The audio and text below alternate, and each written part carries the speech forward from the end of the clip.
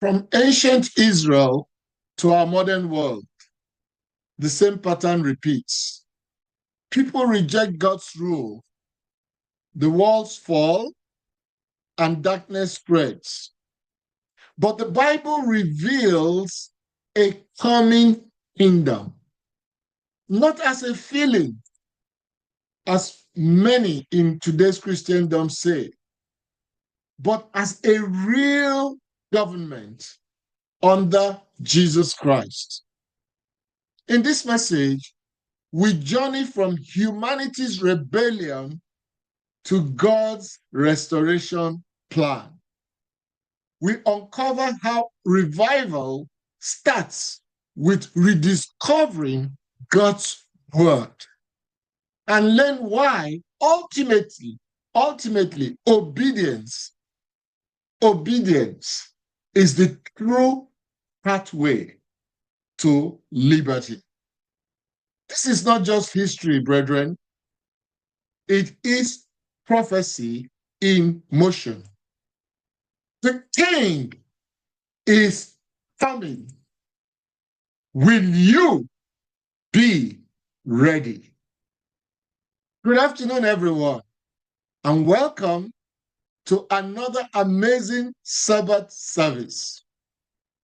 And if you want to give a title to today's message, it is Bible Prophecy Warning from Rebellion to Restoration Before Jesus Returns. Now, this is the first of a 6-part series that I will be giving before the Feast of Tabernacles. The whole series is titled Kingdom Rising, Preparing for God's Rule in a Rebellious Age. Now, picture this. You are walking through a city once alive with worship and joy. But now, its walls are broken, its gates are burned, and its people are scattered all over. Guess what? That's what Nehemiah saw when he returned to Jerusalem. So open your eyes to today's world. Picture it in your mind's eye. The world you and I live in today. We're not looking at stone walls like Nehemiah had to look at, but we are standing amid spiritual ruins. We can see spiritual ruins all around us. Families are fractured. Truth has been redefined. Morality abandoned. The things that could not even be whispered in dark places in the past, today are not only said openly, but they are done openly and shoved in our faces. Folks, what does that tell us? You see, what Nehemiah saw was physical. But today we are not only seeing it physically, we are also living it spiritually. That's what we see in our world today. Now, scriptures tell us this is not just a sign of decline. It's a symptom of rebellion. Rebellion against God's rule. Without turning there, these opening scriptures tell us, like in 1 Samuel chapter 8, verse 16, says, but they said, no, but we will have a king over us. And in the same Samuel chapter 8, verse 7, we read, when Samuel realized that the people were rejecting the government of God and they were electing to have the government of man, Samuel was grieved in his soul. And God had to console him. In verse 7 of chapter 8, God had to tell Samuel, they have not rejected you. In other words, my son, don't you worry. They have not rejected you. It is me they have rejected. that I should not reign over them. Do we see that today? Hasn't man rejected God? This is the human story, folks. Choosing rebellion over restoration. Choosing rebellion to govern themselves over being governed by God. But you know what? The Bible warns us that before Jesus Christ returns, this rebellion will reach a peak. In other words, perhaps it hasn't even gotten to the peak yet. And it will get to a peak. And then, true restoration will begin. But here's the sobering reality. What we see happening all around us is exactly what prophecy said would happen. It's not new. It is not random chaos. It is history's oldest pattern repeating itself. Yes. What is happening today?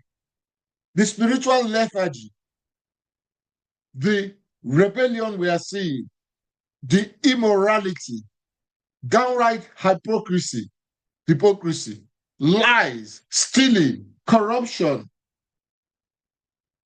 all these things happening today are what? History repeating itself. It's a pattern. So what is this pattern?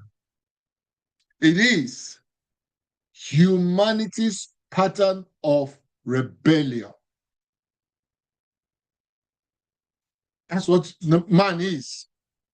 If you will turn to Isaiah chapter 53 and verse 6. Isaiah chapter 53 and verse 6.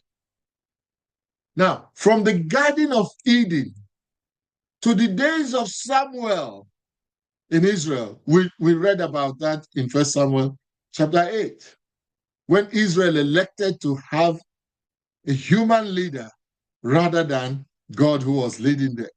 So from the days, right from the Garden of Eden, when man was first created, humanity has resisted God's leadership. That's what Adam and Eve literally did. We have chosen autonomy over submission. Going back to Adam and Eve, what did they do? They believed the lie of the serpent that independence from God would make them like God. Man has always wanted to be like God. And they believe that independence from him, doing their own stuff, doing their own thing, will make them become like God. They believe the lie of the serpent rather than the truth of God. And submit, do what I tell you, and you will live forever. But they chose to believe the lie. And the people of God, the people God had set apart and called by his name, they did the exact same thing. They asked for human kings, even though they had divine leadership.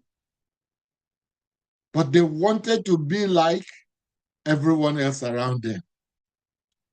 They rejected the only perfect king to imitate the nations around them. Rather than seeking for revelation, rather than seeking for divine guidance, they settled for imitation. Now, take a look around the world around you today. Is that not what is going on? Is that not what is going on in our world today? As you think about that, turn to Isaiah chapter 53, where I had already mentioned it, verse 6. And what does it tell us? All we like sheep have gone astray. We have turned everyone to his own way, and the Eternal has laid on him the iniquity of us all. All we like sheep, we have gone astray and turned to our own ways. That is the world we live in today, brethren. Nobody living in this our present world being honest to himself or herself, will not agree with that saying, that man has chosen to go his own way. Little has changed from when Isaiah wrote this way back to today. What has really changed? Very little has changed. We have crowned our own kings. We have developed political ideologies. At a point in time, it was communism versus capitalism. All kinds of ideologies we have developed. Cultural trends. Oh, yes. It's culture that rules now.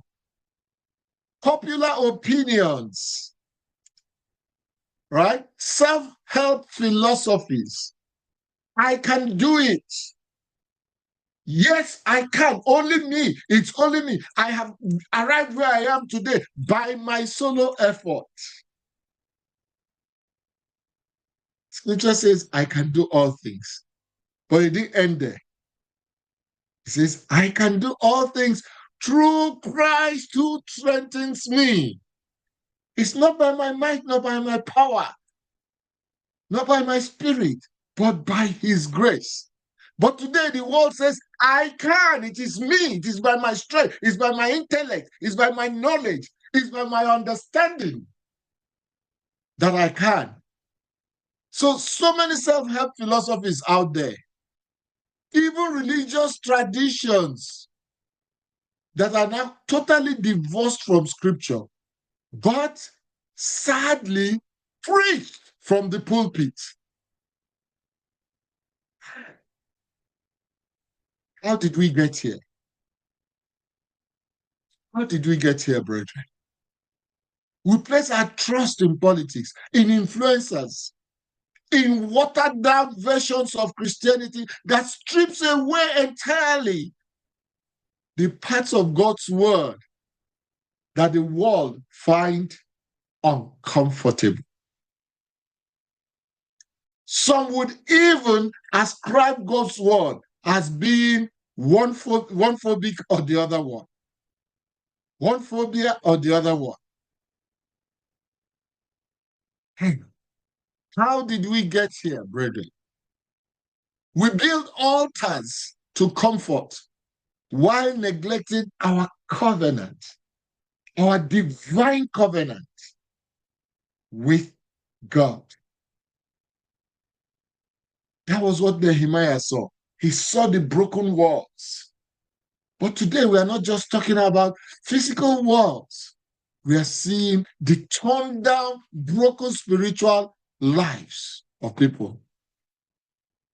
I can tell you that as an ordained minister of nearly 3 decades, I have seen many young folks who grew up in church, many people who were, men of substance and women of substance in church, but they walked away, particularly young folks, during college or shortly thereafter. They walked away from it all because they just wanted freedom. Freedom. Several years down the line, some would return broken. But I tell you, some would not return. Some have confessed that they thought that rebellion, they thought by walking away from it all, they will gain freedom, they will gain life, only to discover that rather than gain that life that they were seeking, rather than gain that peace that they were looking for, they became even more agitated. They became numb. Brethren, there is a way that seemeth right to man, but the way thereof is the way of death. That's what your Bible tells you. Many today will tell you, I just want to live my truth, what they consider their truth. I want to live my truth. I don't want to be influenced by anybody or anything. There's no higher being. There's no nothing. I just want to live my truth. but many have also been destroyed by their truth. Rebellion promises freedom and liberty, but delivers bondage instead. I mean, that is the enemy's oldest and most successful lie. The lie of the devil, that you will gain freedom if you rebel from God. If you go rule yourself, if you go do your own thing, if you go live by your own truth, as if truth is now something that is contemporary, or truth is something that depends on the person who hears it. Scripture says, you will know the truth. Truth is truth. You will know the truth, and the truth will set you free. But folks have developed their own truths. And this is where Bible prophecy shifts a little bit. That in spite of all this that is going on, in spite of all these terrible things we are witnessing in our world today, Bible prophecy shifts from warning. Warning is there, will continue to be there, but it also goes to hope. Hope. Rebellion, folks, will not have the final word. No, it will not. God has promised a coming kingdom that will replace every corrupt human government. And that's not a metaphor. It's the next major event on God's calendar.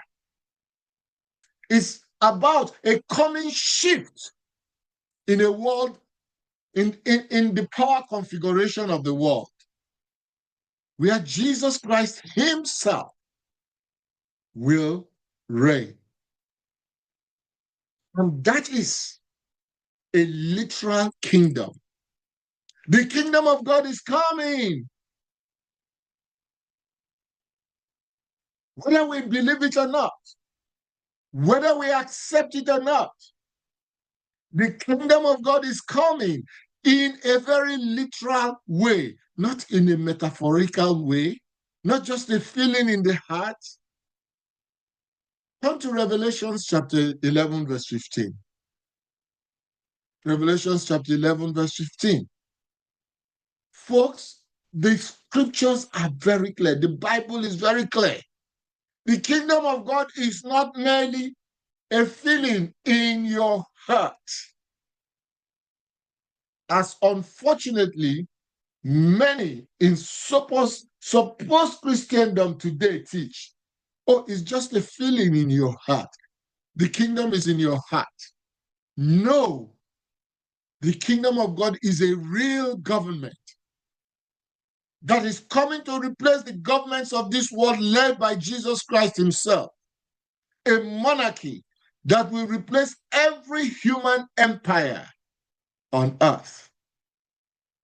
Revelation 11:15. Then the seventh angel sounded, and there were loud voices in heaven saying, listen to this.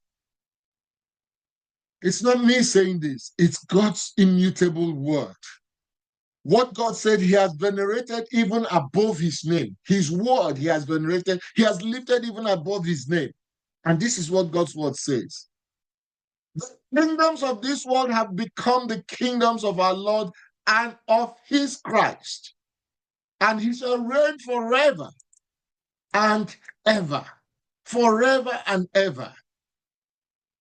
Folks, this is not poetry. It is prophecy. It is not mythology. It is not metaphorical. It's a future headline that will blaze across this world. And it is coming. Turn to Daniel 22:44. Daniel chapter 2, and we read verse 44. Now, as you do so, think of Daniel. Think of Daniel in Babylon. A teenager young man surrounded by foreign gods, false laws. Now, as you think of that, begin to situate yourself in the world in which we live today. Don't just segregate or isolate Daniel in Babylon. Think of you, think of the world, think of your own present world today, this world you and I live in today, surrounded by false laws, foreign gods, and political chaos. Does that ring a bell? Does that tell you something? Now, Daniel didn't survive by blending in, but by standing out. In our world today, they say, just blend in. Don't draw attention to yourself. Don't make yourself look different. Just blend in. Just be like them. Why do you want to draw unnecessary attention to yourself? By standing out. Most cases for truth, not standing out for evil. Daniel stood his ground in the midst of all that was going on. And that's how he survived. Probably some of those that blended may not have survived.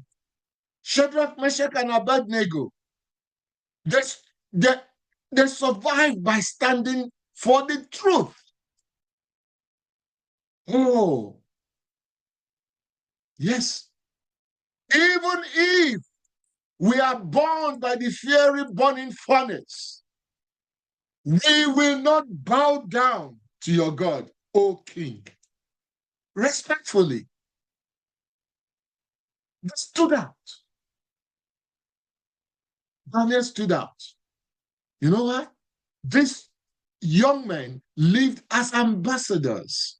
They were faithful to the God they knew, the God that had called them, the God of a kingdom yet to come, kingdom that would outlast every empire, God's kingdom. And Daniel mentioned it in Daniel chapter 2, verse 44. And in the days of these kings, the God of heaven will set up a kingdom which shall never be destroyed. Daniel foresaw this. And he said, you know what? I am going to stand up. I'm going to stand my ground for this God, for this kingdom, because I know what this kingdom is ultimately going to produce. I know what this kingdom is all about.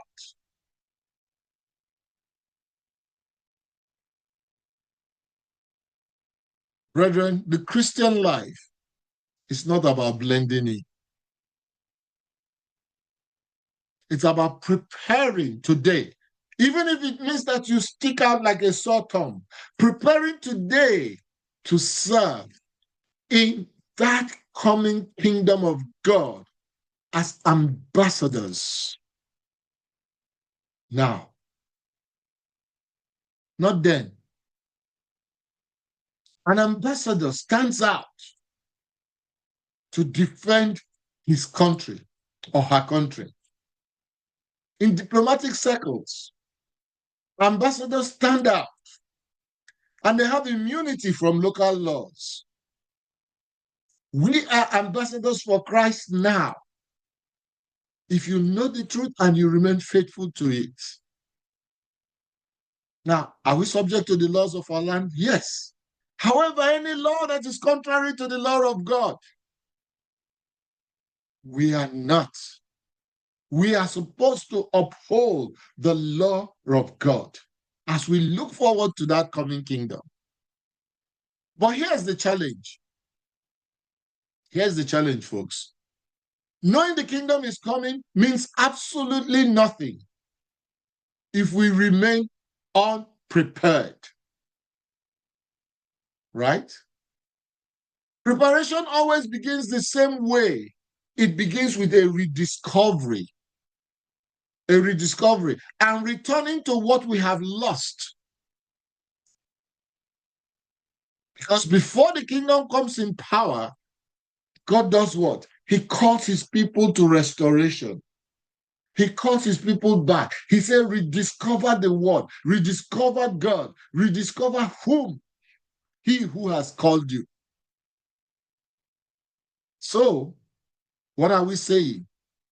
What I'm saying here is that restoration begins with rediscovery. Turn to 2 Kings chapter 22, and we'll read from the 13th verse. 2 Kings chapter 22, and we'll read from the 13th verse. We will see that in the days of King Josiah, God's law had literally been lost, right? There had been evil kings before him, kings who had done away with God's law, not obeying, not keeping to God's law. In fact, they had been buried. The books that contains the law of God had been buried under dust in the temple. But when these were found under King Josiah and read, what did it do? It sparked national repentance. And the people were cut to the heart to realize what they had done. In 2 Kings 22:13, we read, go inquire of the Lord for me, for the people and for all Judah, concerning the words of this book that has been found. Remember, we are talking about restoration, beginning the journey with restoration being preceded by rediscovery. You begin the journey of restoration through rediscovery. And this is what, continuing here, says, for great is the wrath of the Lord that is aroused against us, because our fathers have not obeyed the words of this book to do according to all that is written concerning us. Do we see the time of Josiah right before us? Do we see it in our societies, in our countries, wherever that may be? Do we see it in our churches, in our homes, in our families? Do we see that the people have abandoned the words of the book? Isn't it obvious? Isn't it clear? What else do we need? What other evidence do we need? We see it all around us. But you know, when Josiah rediscovered the book of the law, he didn't just shrug it off. You listening to me today, are you just going to shrug this off? One of those preachers. Yeah, we've heard that before. Are you just going to excuse it? Josiah didn't. He was the king. But do you know what he did? He tore his robes. He tore his robes in repentance. He renewed the covenant. He didn't stop there. Josiah went ahead to tear down all the idols, all built in the high places. He tore them down and led the nation back to God in repentance. So what are we saying? There will be a time of restoration. And we must rediscover the truth in order to have a healing. I know a man who was an ordained minister, but then something happened in the church he was in, and he left. He stopped reading his Bible, and he didn't touch his Bible for 7 straight years. After he left, he said he felt distant from God, uninspired, and spiritually adrift. But he went to discover his truth, to discover the word. After 7 years, he confessed.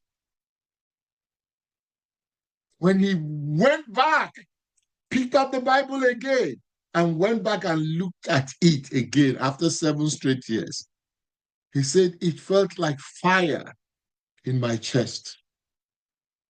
And that single journey of rediscovery began to alter his life again, his decisions and his daily habits. And he began to go back to the word. So you are hearing me today. You have probably gone far away from the word. You have drifted apart. You have been disappointed. You have been hurt. Because the people you trusted in with your life, you were part of a church, you were a part of a group, you were a part of an organization, you were a part of a society, whatever, part of a family. You've been hurt so badly that you've gotten to the point where you not only disbelieve the messenger, you disbelieve the message. I want to encourage you today, if you are hearing me. The message is not the problem. There might be a foul messenger. The message is not the problem. Let's get back to the message. And the message is here. It's in this book,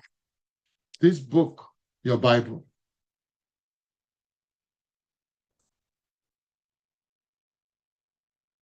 And I also want to tell you that restoration is not accidental. It has to be a deliberate return to this book. You've got to make a deliberate and conscious return. It's not an accidental thing. And you know what? Rediscovery is just the beginning. It's just the beginning of the journey. When we rediscover God's word, not as a religious duty, don't see it as just another religious duty. But when you rediscover God's word as the voice of your God, your King, the King of Kings, true revival begins.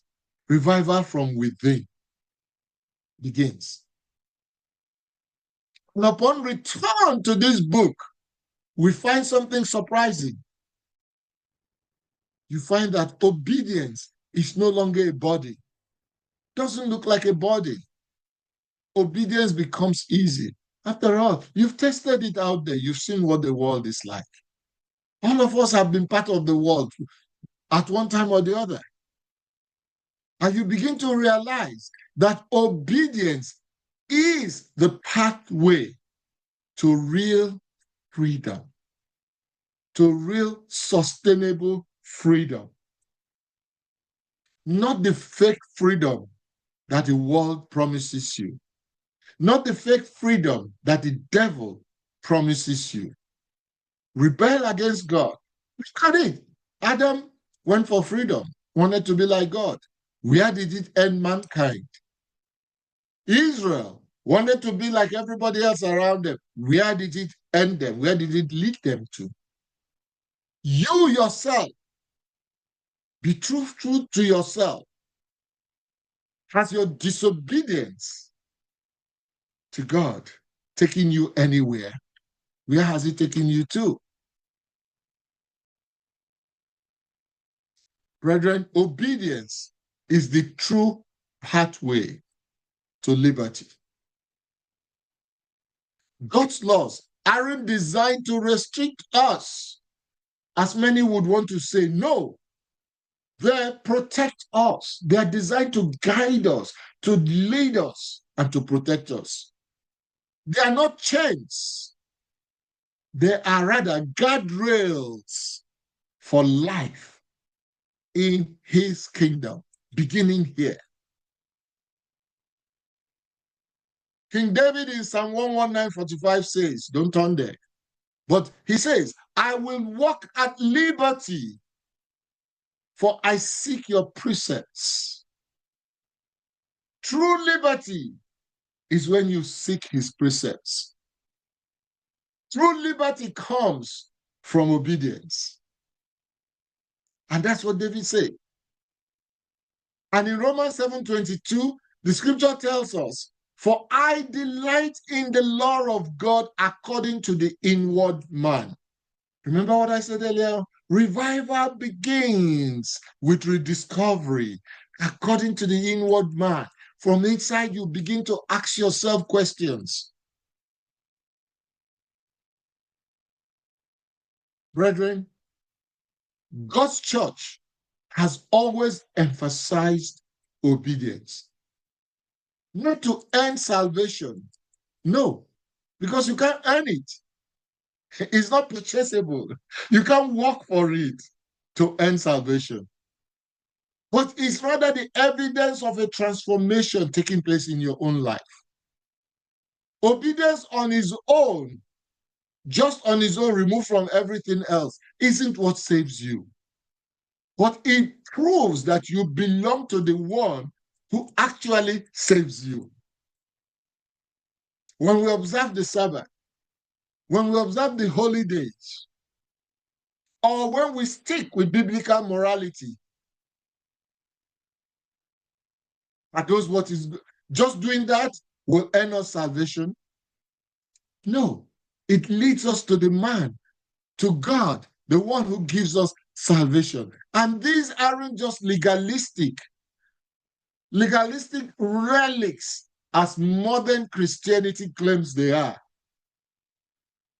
Oh, I keep the Sabbath. Some people were saying I should have something to do with them today. A group I belong to, business group, they do something today. And I'm sorry, I can't be there because I keep God's Sabbath. Oh, you still keep that thing? Yes, I keep it, but it's not that thing because God's laws are not obsolete. Okay? So I keep it. These are not just legalistic things as they claim.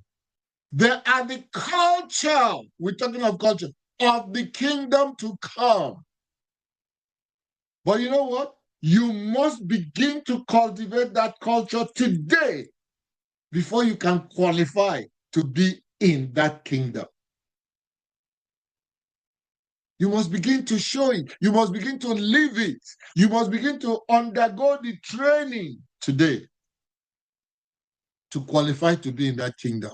Because when Jesus returns, he's not looking for a church that is simply aware of these things, that simply knows these things, or people that simply know this. Oh, we've read about it, we know about it.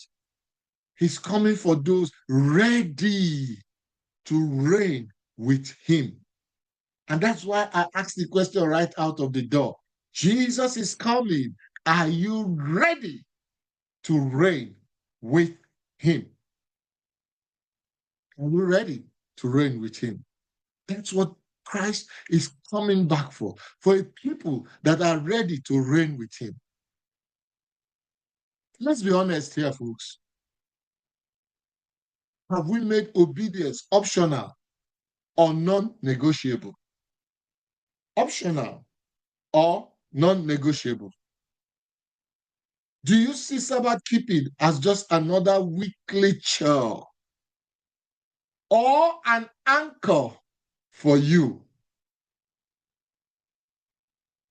Or is it just another tradition that you can skip when convenient?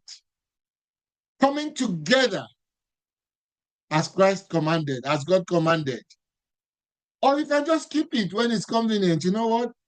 I don't have to keep the Sabbath today. What did God say? Is it optional? Is it something you do when you are in the mood, when you feel like it? And when you don't feel like it, you know what? I can skip it.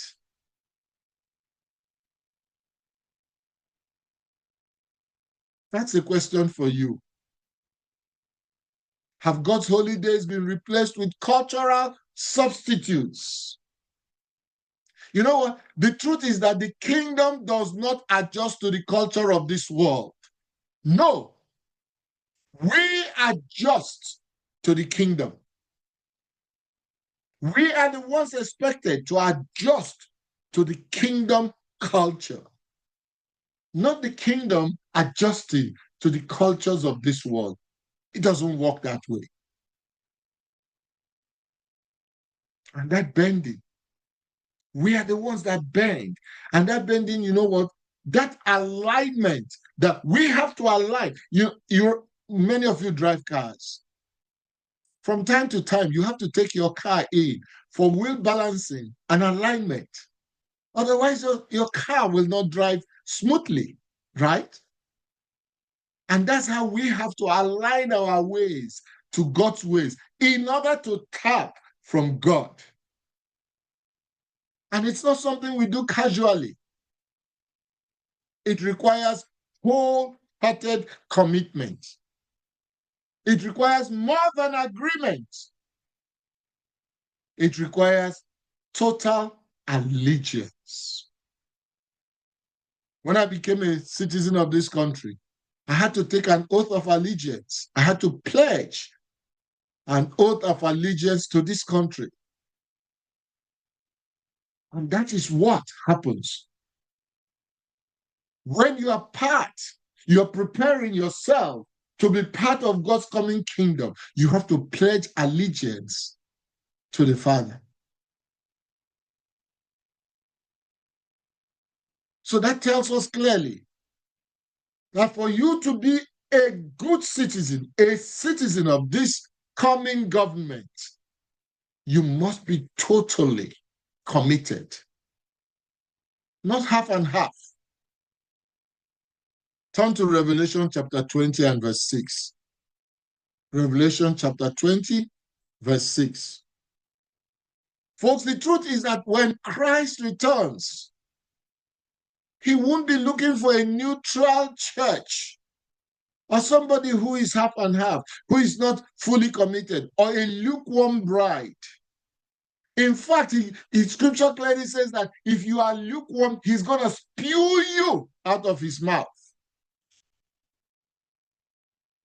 He's looking for a committed bride. He's coming for a prepared bride. He's coming for a repentant people. The first resurrection that we are all looking forward to, it's not a spectator event, brethren. By any stretch of the imagination, it's not. It's an inauguration for those who have lived as loyal citizens of Christ's kingdom now. Revelation 26. Blessed and holy is he who has a part in the first resurrection. Over such, the second death has no power, but they shall be priests of God and of Christ, and shall reign with him 1,000 years. Are you looking forward to that reign?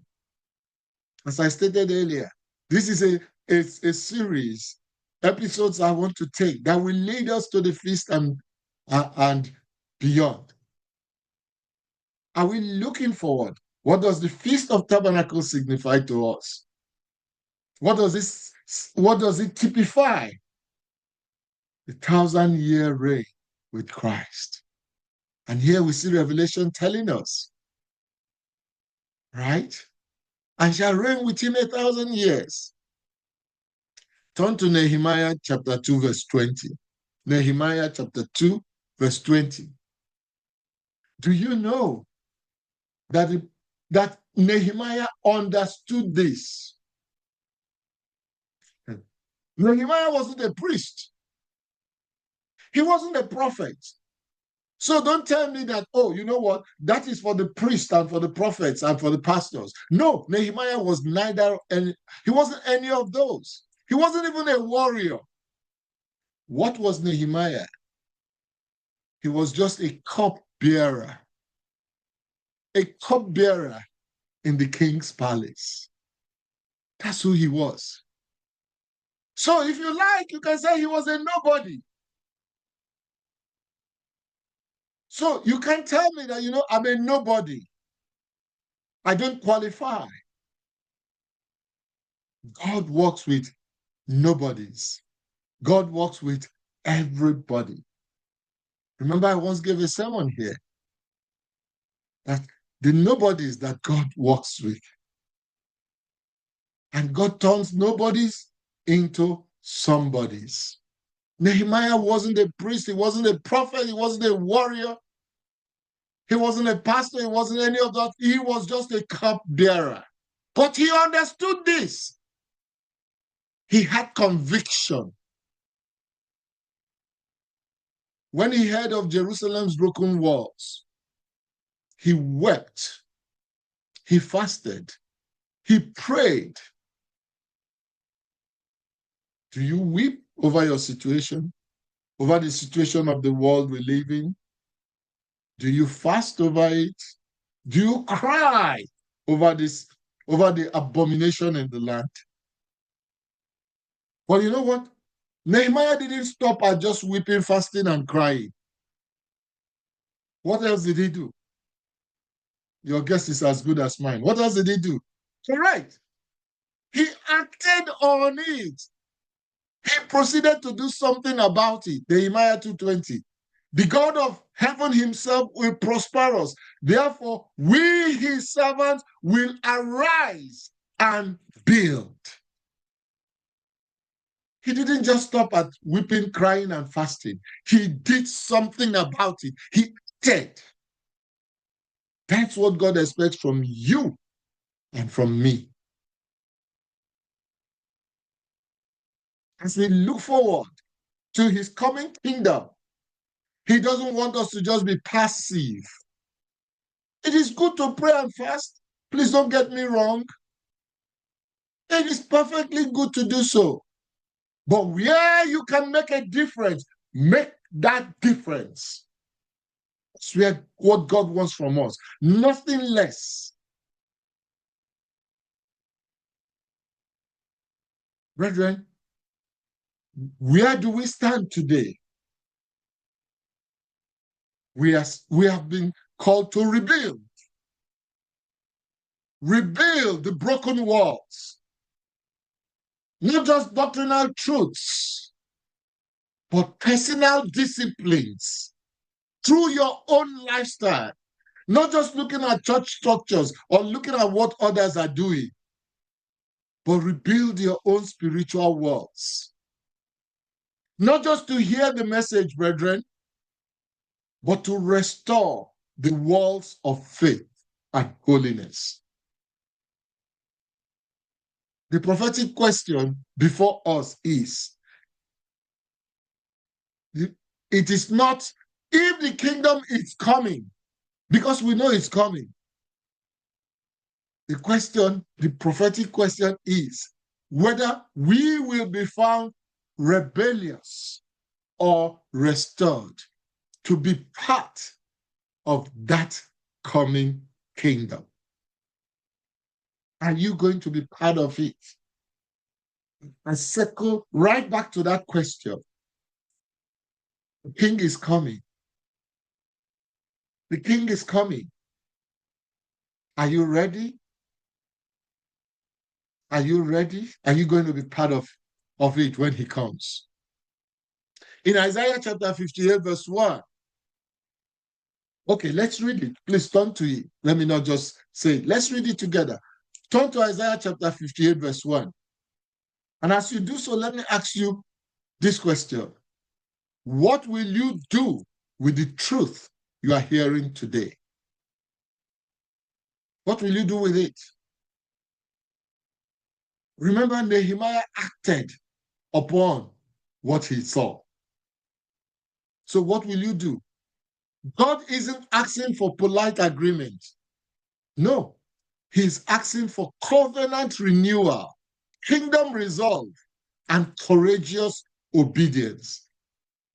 He's asking you to swim against the tide. Are you ready?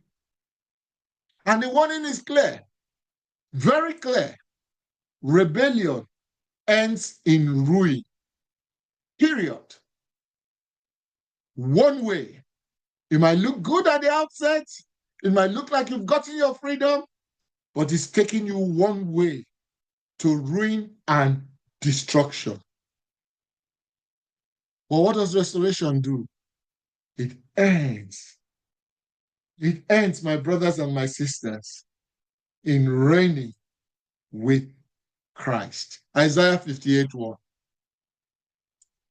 Cry aloud, spare not, lift up your voice like a trumpet.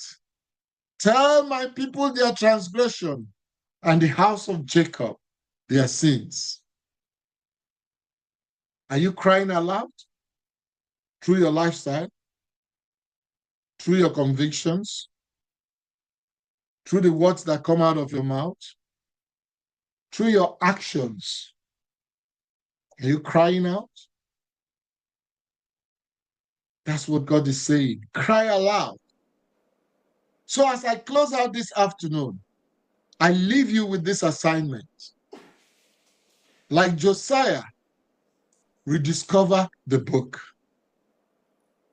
Like Nehemiah, rebuild the walls, the broken walls, starting with you. Like the prophets before us, warn the people by your lifestyle, not just by the words of your mouth. And like God's true church, let's all join in restoring the message of the coming kingdom of God. Pray, repent, resolve, because the King is coming. Not just to save, he's coming to rule. And the time to choose on which side you are, the time for you to make that decision is not when he comes. The time for you to make that decision, brethren, and those who hear me today, is now.